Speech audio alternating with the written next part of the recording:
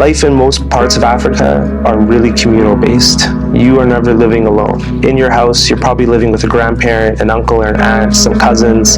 You probably know every single person on your block, 2 blocks this way, 3 blocks that way. You're never really in a place where you don't know anyone.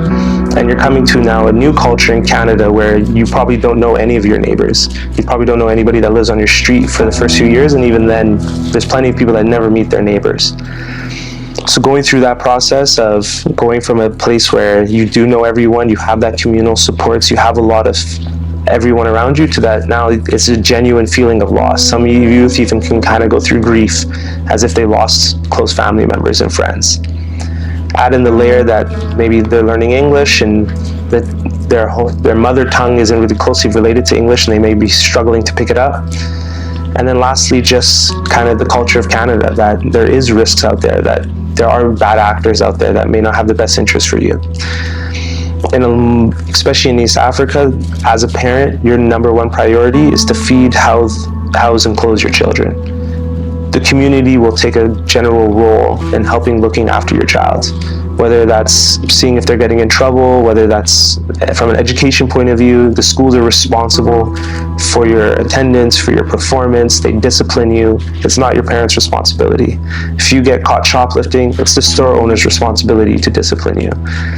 There's much more of a communal sense of responsibility for the upbringing of children. Whereas in Canada, it's completely flipped. If you don't have housing, if you don't have food, if you don't have clothing, if you're in a major city, somebody will offer you something. It's very unlikely you'll go without one of those 3, without somebody offering it to you.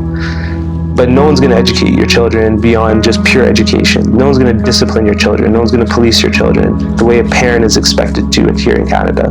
And that thought process is a huge difference that a lot of parents struggle with. And it's a big challenge for the youth as well, because then, especially youth that came here under the age of 5 and they weren't raised in their home culture, they're learning the Canadian style of parenting through their peers, but they're not getting that at home. And the parents are trying to apply the parenting style that they know, that they were raised on, but it's not working in Canada.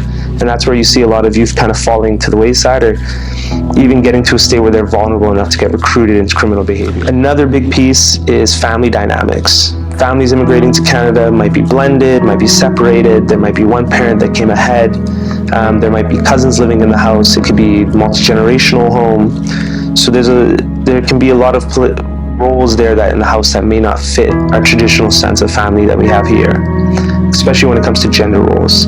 There's much more of an expectation from young girls to be supporting child rearing, to be helping with house chores, to be much more conservative with their behavior. And there's a bigger role, there's a bigger pressure put on the young boys, where they should be working, they should be supporting their families, especially once they hit teenage years. Teenage years are considered much older in much of the global south versus Western countries.